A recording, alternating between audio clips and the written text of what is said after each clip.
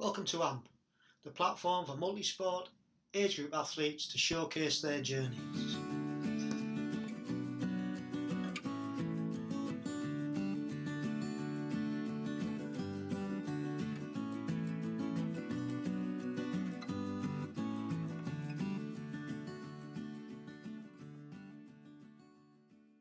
Welcome back to AMP. On episode 8 we chat to David Pearson, who as a youngster at school entered the world of multisport, but not how you'd think. David tells of his background in modern pentathlon and how he went on to successfully represent his country in the 5 multidiscipline sport. We then learn that David decided it was time for a change. As most of us usually take up 1 or 2 sports when entering into multisport, David had to drop 2. After getting to grips with swim, bike and run, David set his sights on once again representing his country at his new multisport choice of triathlon. And after several podiums and medals, his hard work and dedication paid off when he won gold in Ibiza at the ETU Duathlon in 2018. David then followed that gold up with a further gold at the 2019 ETU Triathlon at Kazan in Russia. There's another string to David's multisport bow. During recovery from pneumonia and unable to train, David came up with the idea of starting an Instagram page called Agegroup News, where multisport athletes could go to find out about the latest information and races in multisport. David tells us of his plans for the future of this Instagram page. It's a great resource for us all, and as it stands, it's got over 1,300 followers. So if you haven't had a look, head over to Instagram and find it at age_group_news. It's your go-to hub for independent news from BTF major events and ITU international racing. So go over to the Instagram page, have a look and follow them. So on with the interview. Thanks for listening. Hope you enjoy. Hello, welcome to AMP. How are you? I'm good. How are you doing? I'm very well, thank you. Yeah, not too bad. So how's lockdown treating you? I mean, it's hard for everyone, isn't it? I would say under the circumstances, okay, I've still been able to train as much as I've wanted to. I just haven't really had any races to aim for. How about yourself? Same, yeah. I've not been doing any swimming, but other than that, biking and running, still keeping up on that. But sort of toned it right back, to be fair. Like yourself, you just said that we've got no races to aim for, so I think for me it's all about recuperating now and just trying to rest the body until we have to go again. Yeah. Whereabouts in the country are you? I assume you're from the north, but not exactly. Well, originally I'm from Teesside, but we live in Lincolnshire and have done for many years now, so we're quite lucky. We live in a little village and we're about 2 miles away from the coast, so we could do a bit of sea swimming if we want to, and we can just jump out the back door and run through the fields, and yeah, we're quite lucky in that regard. A lot luckier than a lot of people. So yourself? I'm from Cambridge, but interesting you mentioned Lincolnshire because I've done quite a bit of training there in the past. I go up to a small village called Barrow-on-Humber, but probably the closest village you'd know is Barton-on-Humber. Yeah. And train around there once a year. Right. And I absolutely love it in Lincolnshire. It is one of the nicest places to cycle and ride a bike. It's just so lovely country, so empty. Really have a soft spot for Lincolnshire. Cool. But yeah, no, I'm in Cambridge now. Right. For the last 2 years. Yeah. And where were you originated from? Surrey. So I used to live in a town called Epsom in Surrey. Okay. Most famous for the horse race. Derby. Yeah. It just happened, I think. I think it has. Yeah. Yeah. And then I did 3 years in Oxford after that, and then I've done 2 years in Cambridge. So I've kind of been around the kind of triangle. Right. 2 places that I've never been, but myself and my wife have got it on the list to go and visit both, because they do look quite stunning places to go and have a poke around, really. So yeah, we will. They're quite similar in some ways. Yeah. Right. So tell me a little bit about your childhood growing up and sporting ventures, and up till I suppose you can go up till you found triathlon, multisport. So yeah, I have quite an interesting route into multisport. So I guess my multisport journey started back in been about 2007, 2008 when I was 12. Okay. I started off doing biathlons at my primary school. We entered the National Schools Biathlon Championship back then. I was a rugby player, so I was alright at running, but wasn't a particularly good swimmer. I didn't really expect to be any good at it. But we surprised ourselves. We made it through to the national championships for my primary school. It didn't go as planned, to be fair. We raced really well, and we got to the final event, which was the swim. And everyone else had swam. We'd all ran. And I was the last one to swim. I was the slowest swimmer on the team, so I was to go last.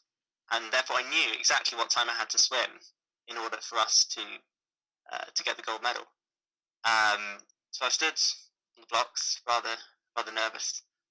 And then I heard a whistle go off in the crowd, which I was, in the moment, convinced was the starting gun. So there I dived into the water, false starting horrendously. And of course, my false start meant we got a load of penalty points for that. So in the end, we walked away with silver. I swam the time, but so yeah, we were kind of really happy, but also I felt really bad because I was the reason why our team didn't win the gold. But then I switched schools the next year to a school called Whitgift School, who gave me the opportunity to do full Modern Pentathlon as it would become over the next few years. And we went back and we won that competition the year after against my old school, which felt really good. So then I gradually picked up the sports, and by the time I reached sixth form, I was doing full Modern Pentathlon. So it's kind of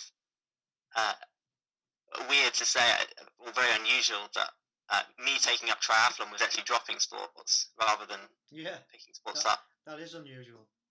And the only person I think, there's a few people that have come in through that route, but I think the most prominent that I know of is Heather Fell, who actually was a Modern Pentathlon coach at my school for a while. She's probably known to most people as Heather Fell from how she does all the videos on Facebook. Oh, okay. But she was actually an Olympic medalist in Modern Pentathlon before she took up triathlon, and then I think she won gold in Glasgow in 2018. And just remind everybody what the other events are in the pentathlon, the Modern Pentathlon. Yeah, so it's really hilarious because Modern Pentathlon is an Olympic sport, but it's the one Olympic sport that no one seems to know. In fact, I think they even have quiz questions on national game shows where they ask this question: what are the sports of an event which is an Olympic sport? So it's swimming, running, shooting, fencing, and horse riding. So everyone thinks cycling is part of Modern Pentathlon. Cycling isn't part of Modern Pentathlon, so that was the new one for me. Right. But shooting, the fencing, and the horse riding were the other ones. When did that stop, and when did triathlon start? So I kind of reached a point in my first year of sixth form where I kind of had a realization, and I felt that I probably wasn't quite doing the right sport. And there were a few reasons, but I think what it boiled down to was the mentality. I can be quite a nervous individual. I don't sleep very well the night before races. I get quite worked up. And in triathlon, that's a really positive thing in some ways, because essentially there's a load of other things in triathlon, but a lot of it boils down to who wants it more. And if you're fired up, you're willing to suffer and put yourself deep in the red. That's a really good thing. In Modern Pentathlon, it is too. But if you're sitting on a horse and you say, I really, really, really want this horse to go over that jump, then if the horse doesn't want to go over that jump, it's not going to go over that jump. If you get nervous on horseback, the horse senses that and doesn't perform as well. Same as shooting, you have to run. You've got to be really fired up for the run, willing to really suffer. And then you've got to calm yourself down for the shoot and shoot accurately. And I found that switching between those two mentalities really difficult. And I felt like that was holding me back in my modern pentathlon career. But in triathlon, it's nice because it's just, there's pacing and there's all that. But to some extent, it does boil down to, right, I've got an hour here and I just need to go really, really hard. And I have one mentality, which is to get myself to that finish line as quickly as possible. So that was kind of the reason behind the change that I made. Obviously, it took me a while to find my feet in triathlon because it was new, picking up cycling. Didn't really know much about bikes. I was very fortunate. I had a teacher that I really respected who lent me a bike just to ride. And I just started having so much fun. Like, riding is such a great sport in so many ways. You can go so much further than running. And I just got the bug. I guess the rest is history. So what age did you do your first triathlon, and how did that whole switch come about? So, yeah, I did my first triathlon, I think, when I was 17. Okay. A year before I went to university. It was the Trinity Triathlon, and there was 2 people entered for the triathlon, right. And I came second out of 2. Well done. I still picked up a silver medal at the end. Excellent. Yeah, it was pretty terrible, to be fair. I was really, really bad.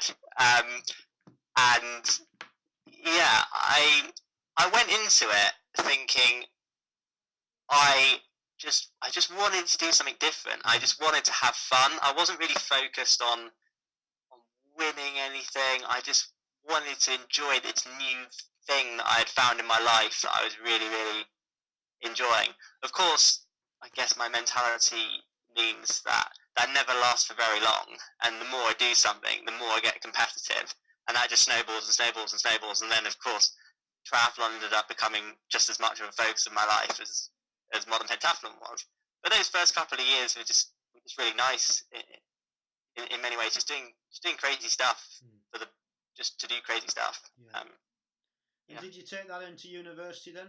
Yeah, so I landed up at university, and I guess I was in a reasonably good position in the sense that I had already been doing the sport for a year and a half by the time that I got there. A lot of people at university had ran and they'd swam and they'd probably cycled as well. I hadn't necessarily put them all together, or they had been at university for many years and had picked it up. Yeah, I really enjoyed doing it at university. I took it quite seriously. The whole Oxford-Cambridge rivalry thing, I really bought into that. Yeah. For those that don't know, I am dark blue. And always will be, despite the fact that I live in Cambridge. That causes quite a lot of... Okay. I still train with Cambridge University Tri Club. They're a really, really good bunch. Yeah. And I'm very honoured that they let me join, despite the fact I'm no longer a student there. But there's always a little bit of a little bit of banter come varsity day. But at varsity competitions, I really enjoyed competing at Bucks as well. Yeah. It's a really positive thing. Was that the main focus then at university? Was it the varsity competitions, or did you do competitions outside of that as well? Yeah, it was 2 focuses really. There was competing in the Agegroup stuff, so GB race, which was in Chicago, which was an amazing experience. That was really, really good. I surprised myself. I came 10th in that race. Brilliant. Wasn't expecting to do that well in my first one. That was it was such a good experience, and the feeling of the whole team and camaraderie around it just had me hooked. I had quite a significant setback in my first year of university in the sense that I got glandular fever, which is a condition that I still manage in my training. That caused me to not race at all for Great Britain in 2016, which was really, really tough after that amazing experience in Chicago. Then I had more bad luck in 2017 because I raced out in Düsseldorf at the Europeans and crashed not once but twice in one race. Got back on the first time. Second time, someone came off on it. It was extremely wet that day. Anyone who's there will attest to that. On the bike, the guy in front of me went down and went into the back of him, buggered my rear derailleur. I had to. Well, I did attempt to do the run, but I was in so much pain shock in the end. It was pumped full of all sorts. yeah, I'm glad I didn't race for a horrendous thing to declare on a Yeah. on a doping control form. I've got all the documentation, but yeah, it was kind of bad. And also in that year, I also crashed out of varsity triathlon against Cambridge as well, which was really, really upsetting.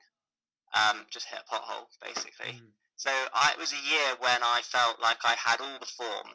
In training, I was running great. And I did have some reasonable results. I came second at British Agegroup Triathlon Championships. And I was pleased to get that one result. Fit I was that year. Yeah.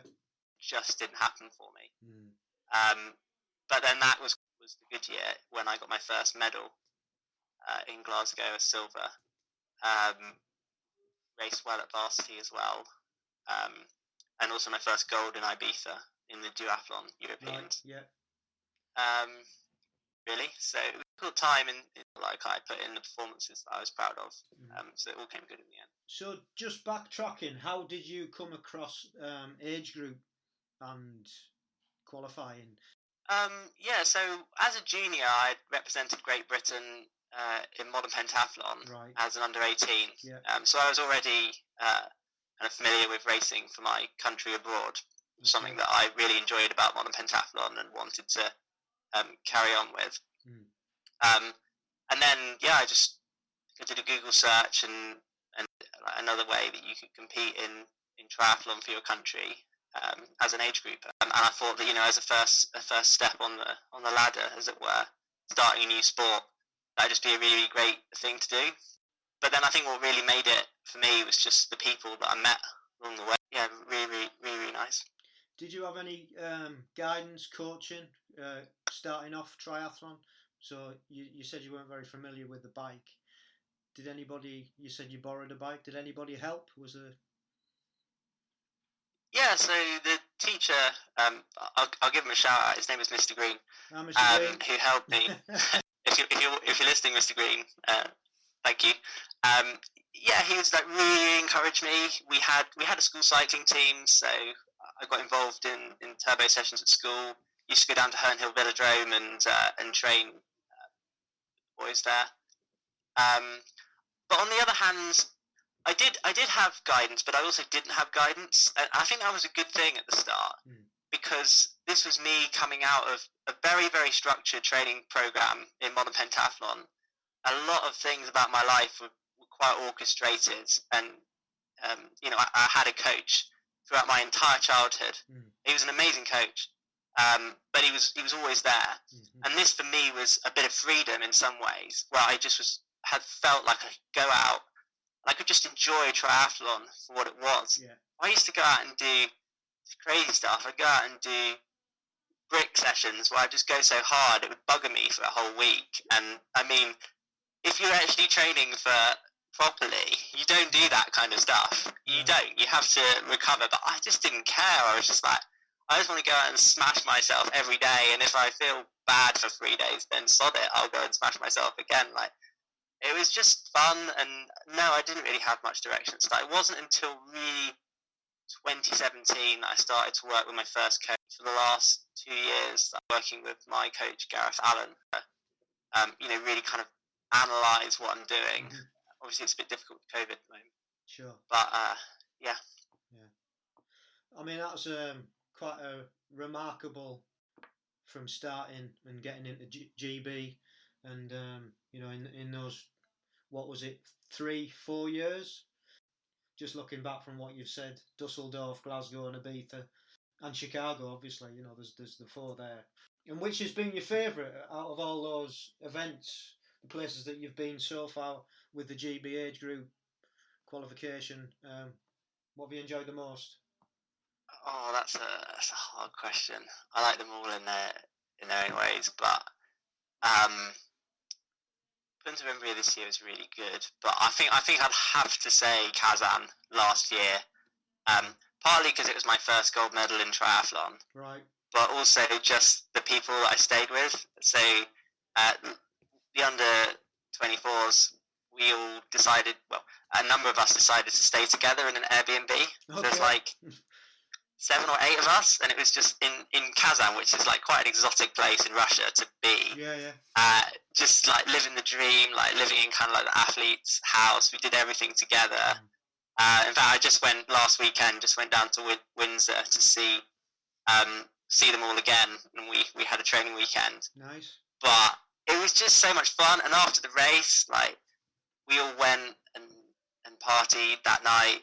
Yeah, it was the last race of the season as well, so I just really let loose that night, and it was pretty special. You say that you've had a coach for the last couple of years. What's the coaching process? What's your training that you go through now? My coach is remote, so Gareth lives in Yorkshire whilst I live in Cambridge, so we work mainly through Training Peaks. Yeah. Generally, the kind of way that we work is normally splitting the build up to a race into various blocks of varying lengths. Normally, a number of weeks at a high intensity, followed by a week at lower intensity to kind of recover. And normally you'll start that maybe 10 to 8 weeks out from a big event. And it's all about trying to peak at the right time. So I'll identify what my goals are for the year, what my A races are, and then we'll work together to try and build a training program to make me peak for the races that are important. And in the past, that's meant trying to do what we call a double peak. So there'll normally be one race maybe earlier in the year. This year it's supposed to be Punta Umbria because that happened in March, where I'd peak once. Then a period of kind of maintenance. I'm just trying to keep myself generally fit, but not pushing. Because in some ways, the training that you do in the run-up to a big race, I think, is by definition unsustainable.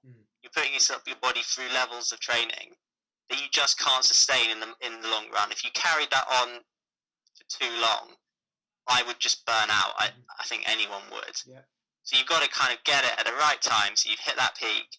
Then a period of where you're actually happy to lose some fitness through kind of the mid-season.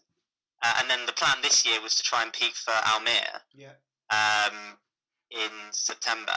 Of course, unfortunately, as with so many races, that's not going to happen this year. But that's the kind of thing that I've sort of been last year and worked quite well. Yeah. What is your favourite part of the training and the whole process then? What do you enjoy the most? It's really hard to say, because if you tell anyone who doesn't do triathlon what triathlon is like, it sounds horrendous. I mean, it is horrendous in some ways. Like the pain of, I've done sessions where I've been absolutely flat out on the floor many times. Sure, many of the listeners have been in that place, and it is pretty horrendous. But I don't know. It's an addiction in some ways. It's really hard to say what you like about it. What I would say is I love racing. I'm sort of instinctive on a bike. If I see someone attacking or see a wheel going up the road, I find it very hard to resist not chasing that.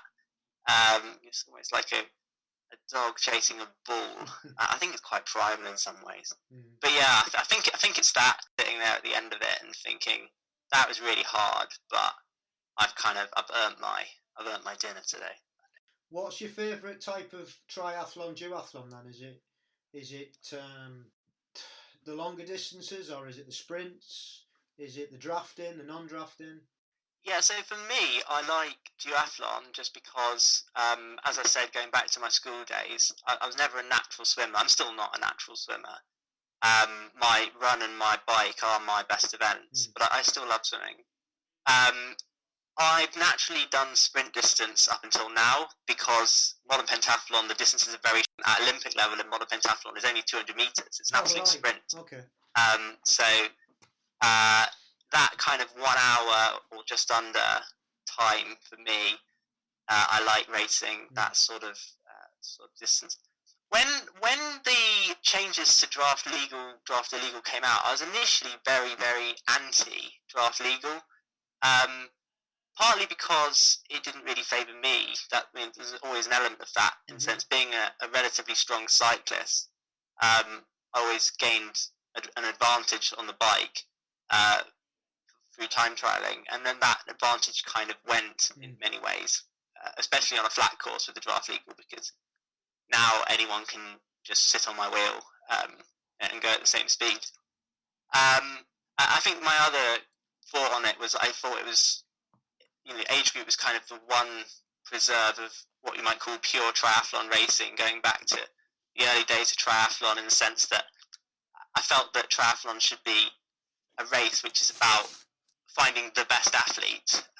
And, if you've got drafting in the bike, sometimes that can have an effect of making the bike quite sterile. If no one's got any interest in working, then people won't actually ride at their absolute limits. They'll conserve themselves to the run. I thought that wasn't necessarily in the spirit of the sport, but I understand the changes were made because it makes it better on TV, right? I mean, it keeps people guessing as to who's going to win until the end.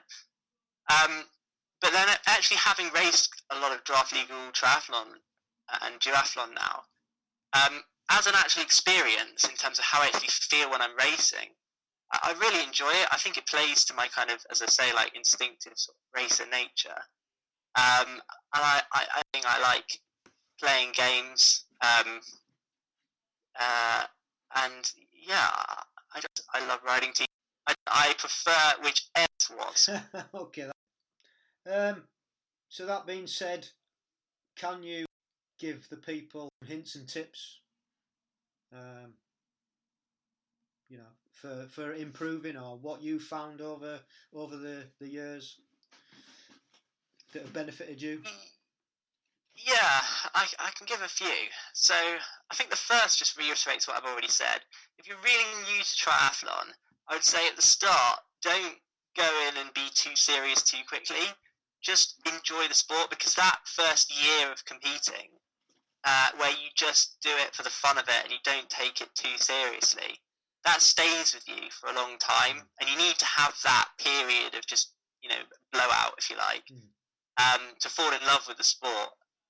And then once you fall in love with the sport, then naturally the competitive side and pushing comes. I think in terms of training, I have one session that I really swear by, which is my weekly brick session. I only really do this if I'm in a build phase for a race. But something I started doing quite early on is just going out and doing a race length brick session. What I'll normally do is I'll find a stretch of road that doesn't have many traffic lights or any reason to slow down normally. Obviously, there's cars sometimes. And I'll ride my race distance, 20k, and then get off and run 5k. And I will do it. Initially, I would just do it flat out.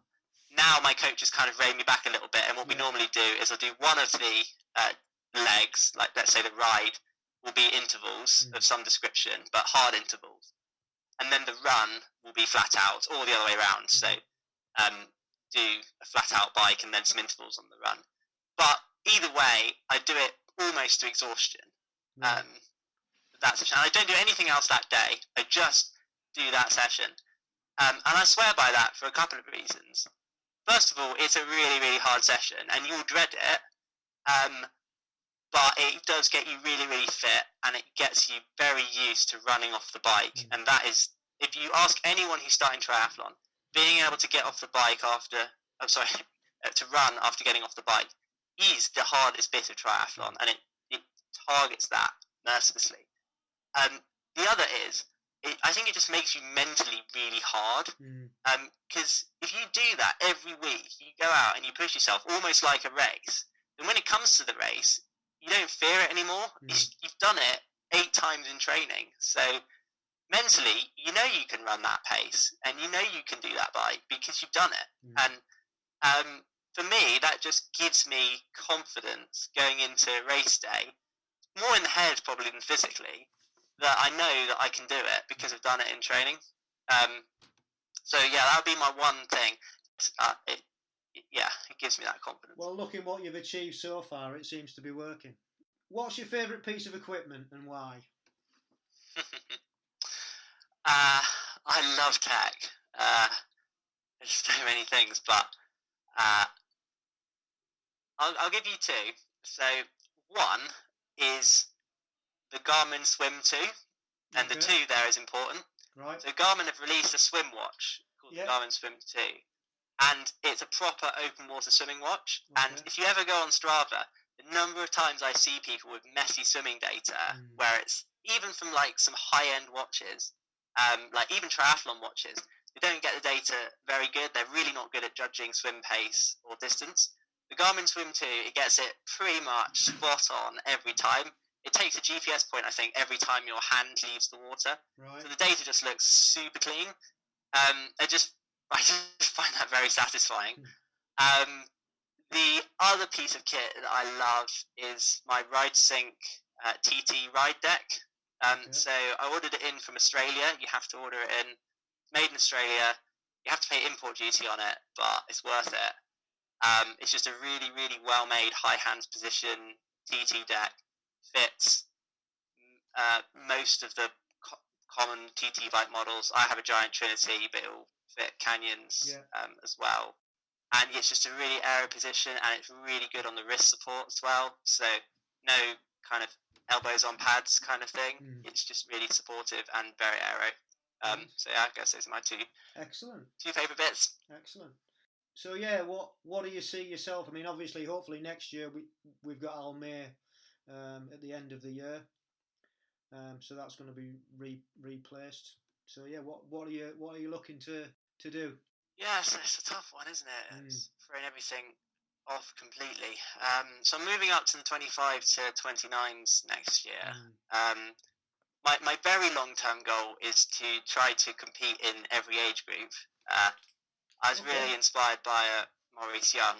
I was so sad to see him sadly pass away. But if I could emulate him and race in every age group, that would be really special. I've got a lot of time it's going to take me a very, very long time to achieve that. So that's a very long-term goal. In terms of this year, British Elite Triathlon Championships look like they might be happening. I've entered, I think there's 5 age group places to go. I think I'll find out on the 31st of July if I've got a spot, or even if it's happening. So I spoke to my coach about that. Might be something that I could actually race and target this year. But going into next year, I just want to do the same as what I was supposed to do this year, really. Want to race Almere, want to race European Duathlon Championships as well. Don't know where they are yet. I was thinking about having more of a focus on duathlon next year. I probably will, but I would quite like to race in Malmo as well, especially because that race is supposed to be draft illegal, which is rare. And I think those are my, which are really, to be fair, just the goals that I had for this year, that pushed back. Yeah, everybody, I think, that's all we can do, isn't it? But I like your every age group. I think that's that does give you ticks all the boxes, and it does give you every 4 years. You're going to try and it's that continuity and something to aim for. And you're right, probably missed because he was an inspiration to us all. He was. So that's pretty much brings us to a close from your athletic and multi-sport pursuits. I think now we can start chatting about the age group news. I came across that when we just got to the airport in Punta Umbria, and we had a photograph taken. And there's the guy with the Stoneacre banner. Do you remember that? We were all waiting for our taxis, and there was a guy that wanted a photograph with us, and he was being sponsored by his work, which was Stoneacre Car Motor Company, and we had a photograph. I think we had a photograph taken, and you guys were there in that photograph. You put it up on your news when you got back. So that was the first time I'd heard of the age group news, to be honest. So how did it all come about? Just tell everybody how that came about and what made you start it. Yeah, there's another kind of story of like something good coming out of tragedy in some ways. So at the start of last year, it all started in Bedford. So I raced a qualifier in Bedford. Was it raining? And was it raining? It was absolutely horrendous. But anyone who raced on that day in March will tell you that that day was one of the worst, if not the worst, Bedford has ever been. It was about 3 degrees, driving rain, like really driving rain, and windy as always. So I finished the race. I was immediately like incredibly cold. I went home and didn't really recover it, and started to feel like really quite ill actually over the next few days. And that kind of snowballed to the point where I was really quite unwell. I got so bad I couldn't train at all for a month. I did have conversations with my boss about going on long-term sick leave because I just wasn't functioning as a human. What turned out, I caught pneumonia. Oh. And I had been fighting pneumonia infection the whole time, but I didn't have classic symptoms of it. I think I was fighting it reasonably well to the point I wasn't getting the usual. And it wasn't until one smart doctor decided to get me a chest X-ray that they realised that my lungs were full of it. And they gave me antibiotics for about a week, and that cleared me up, and I was back to normal. But it was really bad. Yeah. But in that time, I was just who's listening, who's had to take a month out of triathlon. He really loves the sport. How gutting it is not being able to compete, especially when you don't know why you can't compete and don't know if there's any way out of it or light at the end of the tunnel. So it was through my kind of desperation and misery of not being able to compete myself that I decided I still wanted to have that connection with triathlon. I was really doing this. No one's got a kind of news channel which is run by age groupers for age groupers. Sure. So I thought, I love following the races anyway. I'm a fan of the sport, so I thought, well, why don't I write about it? Yeah. So I made age group news, just as a kind of hobby to start with. But then it just kind of gained followers and it sort of grew gradually. In September, Karina Kaufman, a great friend of mine, joined the team. She brought loads of new ideas and knowledge to make it better. And it's just really gone from there. Really, it's been a difficult time with COVID. We haven't been able to produce the content that we normally produce because none of the races are happening, obviously. But I think what we've sort of tried to do is to just distill the news down, really, just to focus on key messages. It's very confusing the moment, what's happening, which races have been cancelled, which governing body has said what's the government said, all of this stuff. So we try and get on top of that brief and then just distill that down into like simple headlines where really the idea is that you can just go into age group news. You've got like 2 minutes at the start of the day and you just like hit on the story and it just tells you like the punchy important thing that you should take home for the page for race organisers on how to conduct all that. I really recommend it. So what platforms are you on? I know you're on Instagram. Have you got a website up and running and Facebook page? We're on Instagram only at the moment. Right. That was always a sort of strategic decision because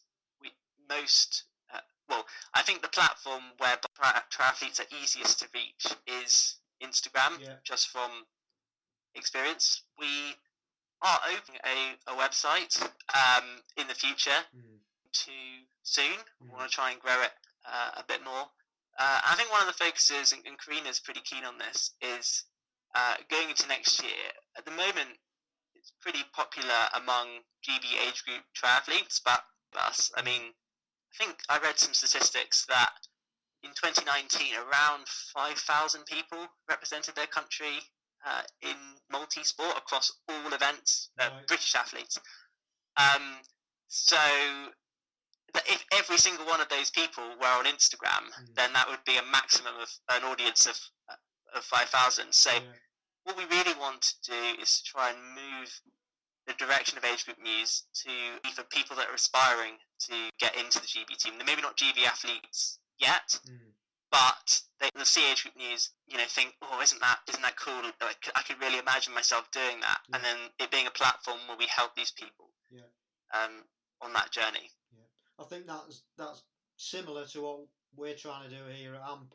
Is get the likes of yourself on for the people that are aspiring to become an age grouper, and just show them what it takes, and gives them that inspiration really. And we are trying to reach a broader community, not just the age groupers, but everybody involved in multisport, whether it's aquathon, duathlon, and triathlon. Everybody who's interested in the sport and has got aspirations to go as far as they can, see how much they can push the envelope really. So yeah, it's and this podcast, one thing that can help, and more easily accessible is your age group news, because it's there every day if you want it to be, putting up posts and snippets and things.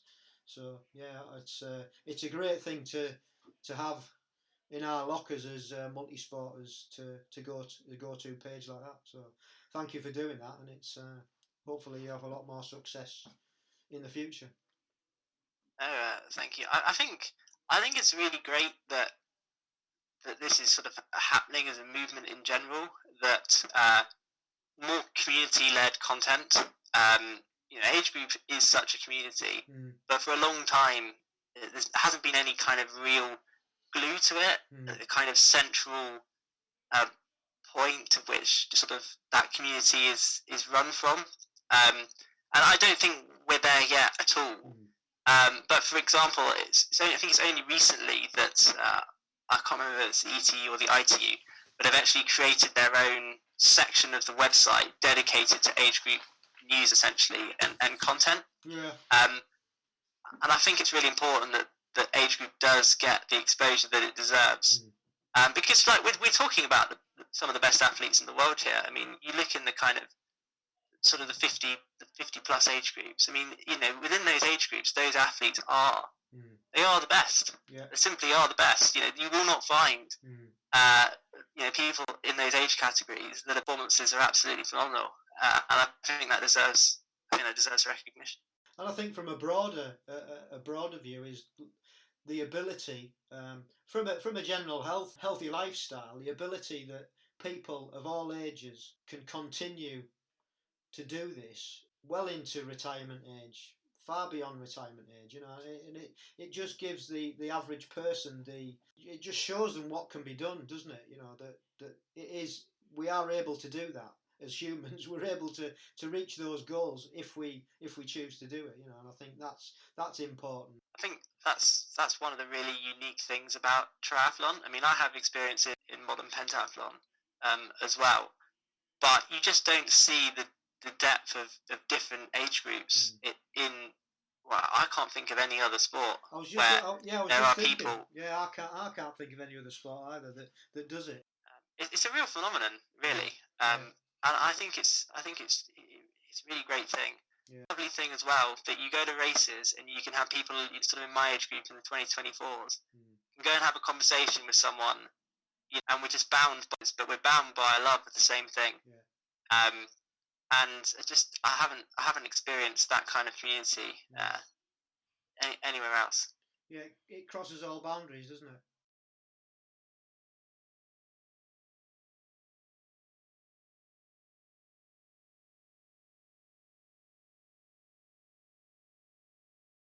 I always ask the question, and I asked you, how do you find out about age group?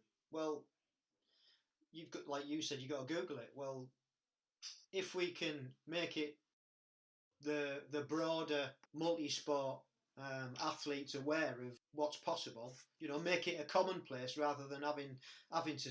It's almost like a secret society, isn't it?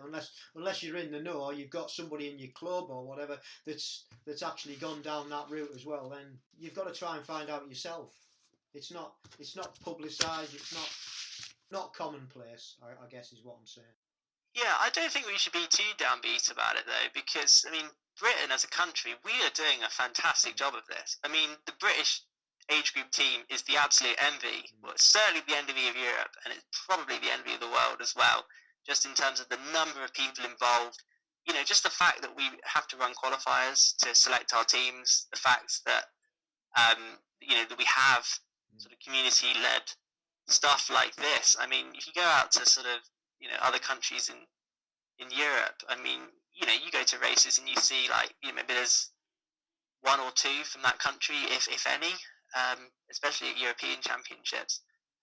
So I think that's part of it is putting the message out in Britain.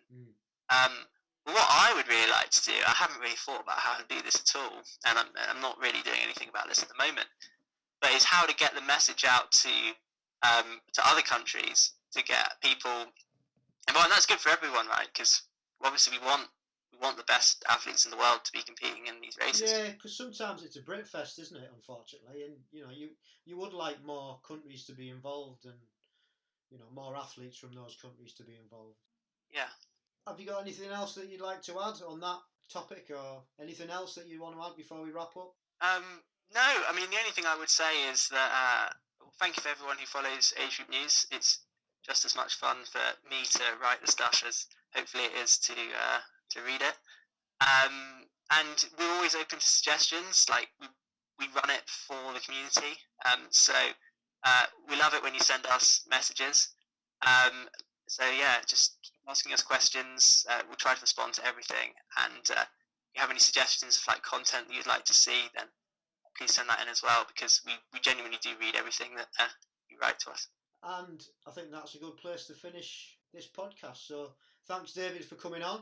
It's been a pleasure to speak to you. Well, I'll be in Almere next year, so I hope we can hook up and get together face to face in the flesh. Fantastic. All right. Look forward to it. Yeah. Thanks, David. Okay. Speak to you soon. Thank you, Richard. Cheers. All the best. Bye-bye. Bye. And you. Bye. Well, really enjoyed talking to David. Love the fact that he had to drop 3 sports and take up 1. Really interested to see how far David can go in his GB career.